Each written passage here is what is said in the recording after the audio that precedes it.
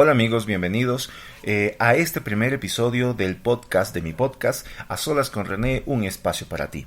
Bueno, vamos a tener en este podcast que me he atrevido a hacerlo tanto temas filosóficos, políticos, deportivos, de arte, de ciencia, tecnología, de educación, de pedagogía, incluso de marketing, de business, negocios y bueno, un sinfín de temas que han sido hoy por hoy un poco resueltos a través de Twitter. La gente ha pedido en Twitter, la gente ha pedido en mi canal de YouTube, A Solas con René igual, que se hable de este tipo de cosas.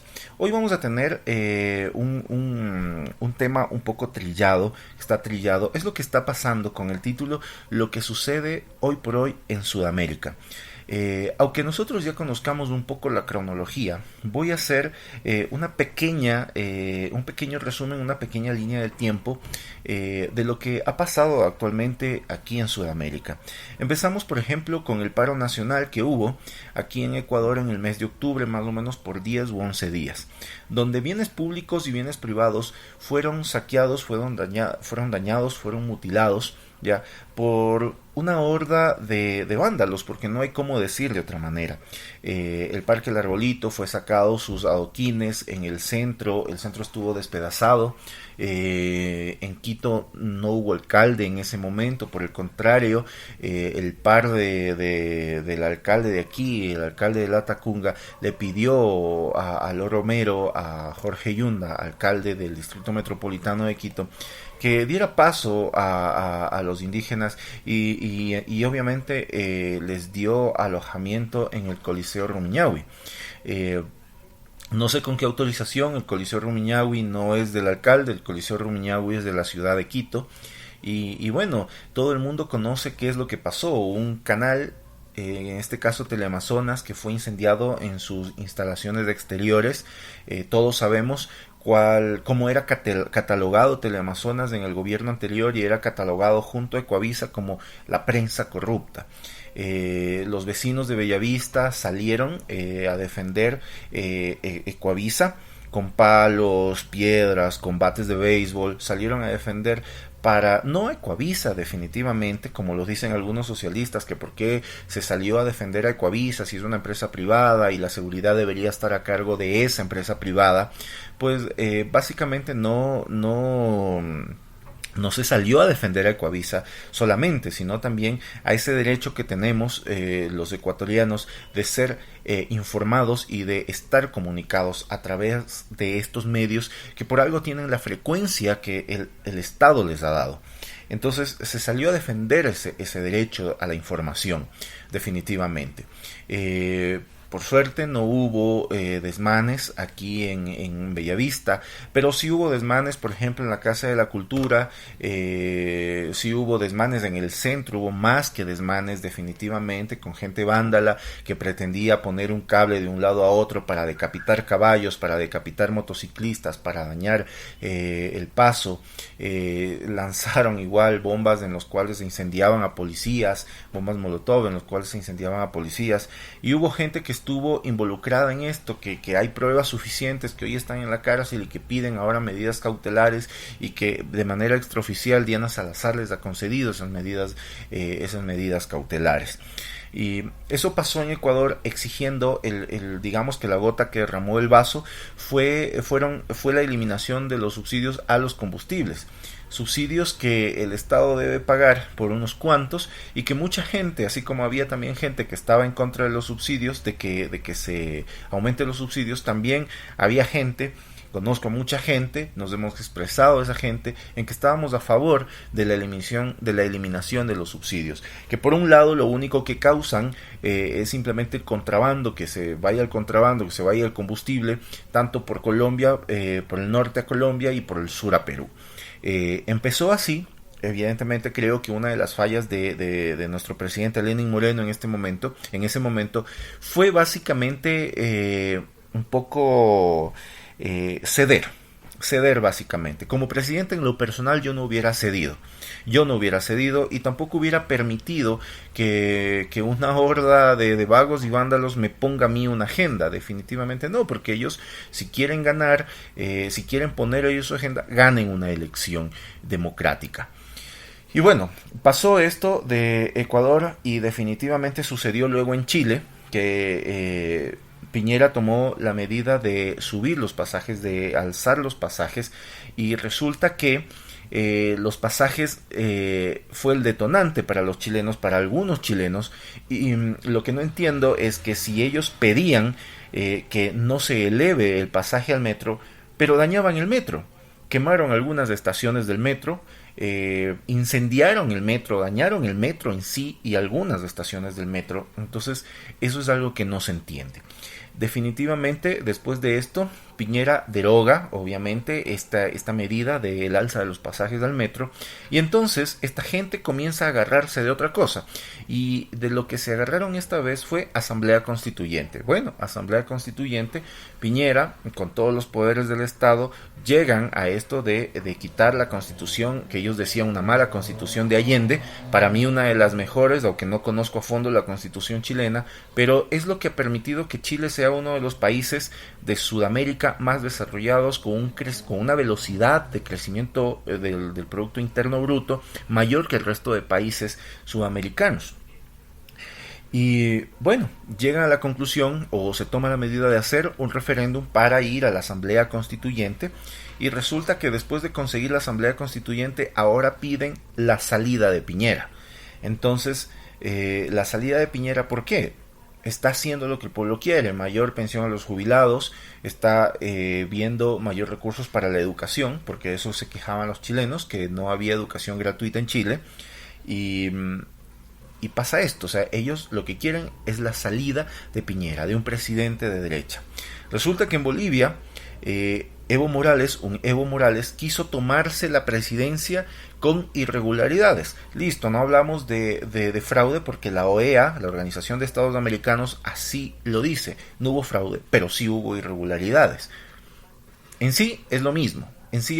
Sí, irregularidades. Aquí en esta mesa electoral pues habían 100 votos, y de los 100 votos 30 eran para Evo Morales, pero nosotros pusimos 60. Ese es el tipo de irregularidades que hay en Bolivia. Pero el bravo pueblo boliviano simplemente no dejó que Evo Morales continuara de esta manera irregular en el poder. Y resulta que, bueno, pueblo contra pueblo, y fuerzas armadas y policía no se iban a ir en contra del pueblo a matar a su propia gente, y deciden quitarle el apoyo a Evo Morales, y Evo Morales huye a México. Donde sabemos nosotros que en México están asilados Gabriela Rivadeneira, están asilados Ricardo Patiño. Es una tierra, lástima decirlo, es una tierra en un sector de narcotraficantes. Entonces decide irse allá con López Obrador, también socialista, y creo yo, y me van a disculpar las palabras, de un alcahuete de la corrupción de los socialistas de Sudamérica. Y bueno, decide irse a despotricar y hablar tanta fanfarria, y decide irse a hablar allá, y decide darse víctima en México.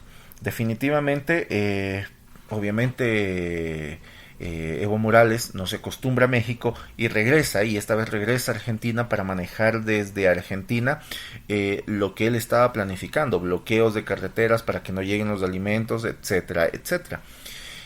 Después de esto comienza Colombia el paro del 21 de noviembre, el paro nacional del 21 de noviembre, que hasta ahora, entrado diciembre, casi mediados de diciembre, entra ahora, y definitivamente pasa que hay también saqueos, que hay también daños a la propiedad privada, daño al bien público, y claro, los seguidores de Gustavo Petro, cabe decir que me tiene bloqueado en Twitter. Yo, un simple ecuatoriano que antes tuvo una cuenta casi de 7,000 seguidores, que me bloquearon luego una de casi 4,900, que me bloquearon otra de casi 2,000 y algo de seguidores, y ahora continúo con mi cuenta con casi 1,500 seguidores, y me tiene bloqueado a mí, un simple ecuatoriano, por decirle una verdad que le dolió, definitivamente, porque si fuera una mentira, bueno, pues yo no le hago caso a este tipo, y él simplemente me bloquea, porque definitivamente lo que dije, apoyado por muchos colombianos, muchos amigos colombianos, hablamos de miles de amigos colombianos que tuvo mi tweet, retuitearon eso y pues simplemente me tiene bloqueado. Esta gente, este Petro Gustavo, es el que está liderando estas marchas, inclusive ha convocado a los estudiantes secundarios. Entonces esto es una cosa bien grave, porque un estudiante secundario es un adolescente, es un menor de edad. Es un menor de edad. Si algo les pasa a sus menores de edad, obviamente no es culpa de la policía, no es culpa de las Fuerzas Armadas, no es culpa del ESMAD, es culpa de Gustavo Petro, es responsabilidad de Gustavo Petro. A él se le deben endosar las muertes que pueda haber si es que esto se llega a dar con los estudiantes secundarios. Definitivamente Iván Duque ha sido un presidente muy inteligente y ha sabido llevar estas marchas y estas protestas que están un poco disminuidas en Colombia, pero que tuvieron el mismo propósito que tuvieron en Ecuador y que tuvieron en Chile. Definitivamente creo que hay un sector que le denominamos nosotros de la izquierda, que es mucha comunidad internacional, como Nicaragua, como Venezuela, como Argentina. Hoy en día lo que ha pasado en Argentina es inusual, que después de 12 años de kirchnerismo, de la mayor corrupción con Cristina Fernández, la reelijan ahora, pero como vicepresidenta, con un presidente también socialista, también de izquierda, como Alberto Fernández, que lo vimos en su posesión hablando íntimamente con Rafael Correa, el mayor corrupto del Ecuador. Entonces, definitivamente hay un problema. Y creo que lo que sucede en Latinoamérica está orquestado. Decíamos antes por el Foro de Sao Paulo, ahora le cambiaron de nombre y ahora se llama Grupo de Puebla. Y esto está manejado tan inteligentemente desde el punto de vista del marketing, definitivamente. Entonces, lo que sucede en Latinoamérica no es una coincidencia, no puede coincidir un país protesta, luego el otro y luego el otro. Definitivamente no puede ser una coincidencia. Es más, no es una coincidencia. Hay algo que no está bien, hay algo que lo está llevando planificadamente la izquierda internacional, así como hay la derecha internacional que tanto dicen otros, hay una izquierda internacional. Y muchos se pueden quejar, y mucha comunidad, la comunidad socialista, el mundo, Maduro, en Nicaragua, México, se pueden quejar, y los grandes líderes socialistas se pueden quejar, pero pueden quejarse de la crisis que hay en Ecuador. Sí, pero pasamos 10 años de mafia del socialismo. Sí, pero en Chile se pueden quejar de la crisis de Chile. Sí, pero Piñera lleva un año y un poco más en el poder, y el resto estuvo Michelle Bachelet por 2 periodos, y uno de ellos acusado su hijo de corrupción. Retomo la parte de Ecuador porque me faltó dar el tiempo. Se quejan de 2 años y medio de Lenín Moreno. Sí, pero estuvimos 10 años de un gobierno socialista mafioso y corrupto. Se quejan de la crisis en Bolivia. Sí, pero Bolivia sale de 14 años de Evo Morales. Se quejaron de 4 años del gobierno de Macri y sus medidas económicas. Sí, pero tuvieron alrededor de 12 años con Cristina y con Kirchner. Entonces, definitivamente hay una inconsecuencia. Se quejan de la crisis de Venezuela y que no sé qué. Sí, pero Venezuela lleva prácticamente 2 décadas de socialismo desde que empezó Hugo Chávez. O sea, es simple esto, o sea, no hay por dónde irse. O sea, una simple estadística nos habla de quién ha promovido el daño en Sudamérica, la crisis en Sudamérica, con una hija de Hugo Chávez con más de $2,000 millones en su cuenta, con una cuenta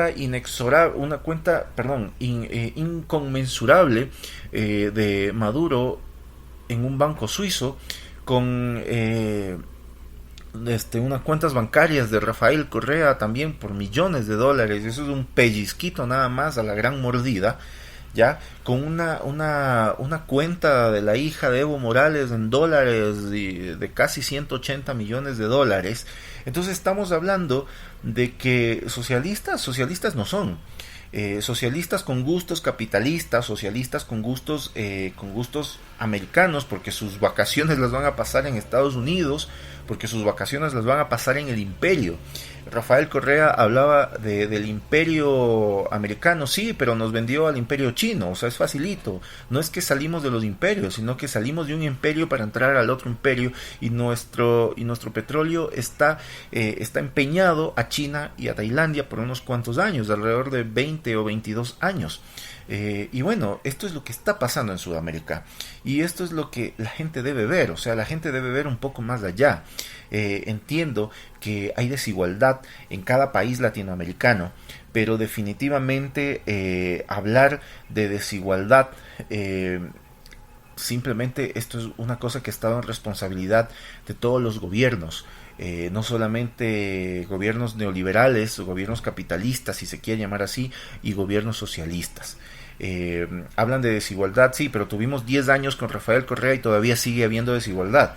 Que hay desigualdad en Chile, sí, pero estuvieron alrededor de 8 años con Michelle Bachelet y estuvieron un tiempo con Ricardo Lagos, diciendo que Ricardo Lagos es un socialista muy intelectual, muy mesurado, ya, pero estuvieron en regímenes socialistas. Que hay desigualdad en Bolivia, por supuesto, pero hay 14 años de Evo Morales y en esos 14 años sí, siguió habiendo desigualdad. Que hay desigualdad en Argentina, sí, pero hubieron 12 años de Kirchner y de Cristina Fernández en los cuales no se hizo nada por la desigualdad y sigue habiendo desigualdad. Que en Brasil con Jair Bolsonaro hay desigualdad, sí, pero con Lula da Silva y Dilma Rousseff, que estuvieron su buena década o un poquito más de una buena década, también hubo desigualdad y no hicieron nada por las favelas, porque las favelas seguían existiendo, el microtráfico en las favelas seguía existiendo, el crimen en las favelas seguía existiendo. Que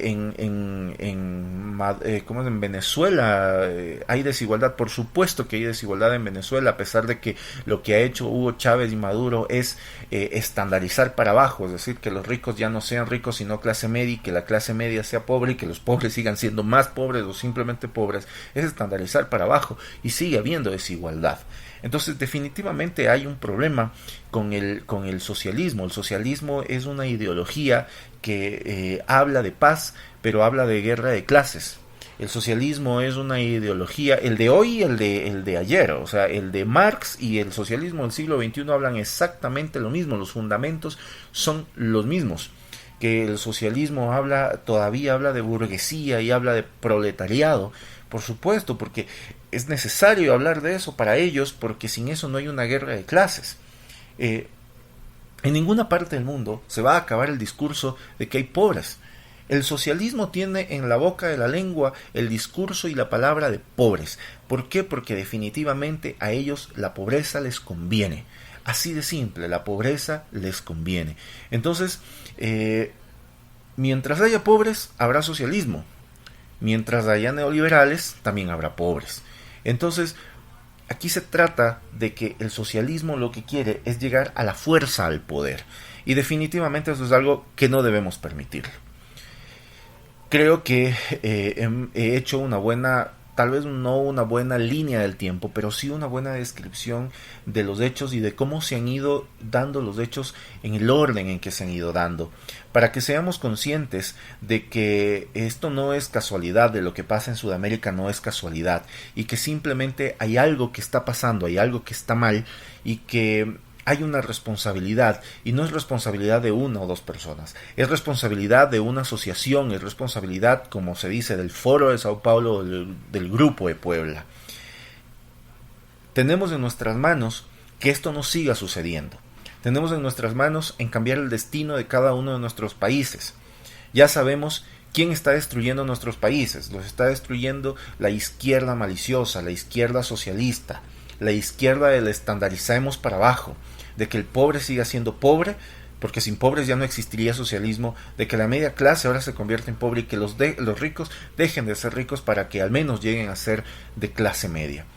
Ya sabemos quién está haciendo eso. Está en nuestras manos. En nuestras manos está dar el voto en las urnas y no votar por esa izquierda socialista, esa izquierda maliciosa que pretende llegar al poder a la fuerza.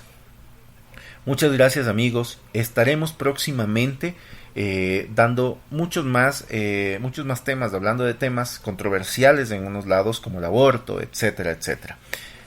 Agradezco su atención y les espero en mi segundo episodio aquí en mi podcast de A Solas con René, un espacio para ti. Síganme en mi Twitter como con René a Solas y en mi canal de YouTube como también A Solas con René, un espacio para ti.